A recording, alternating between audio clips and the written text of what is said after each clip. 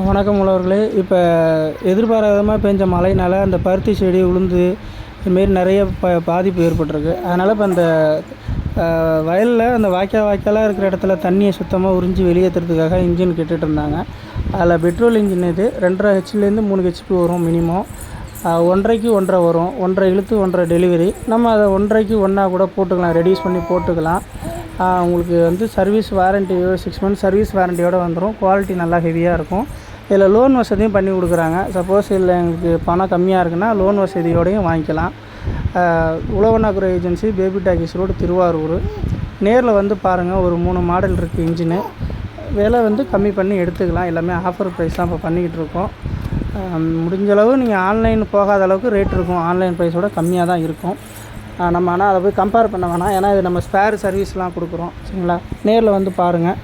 தேவைப்படுறவங்க தொடர்பு கொள்ளுங்கள். உழவன் அக்ரோ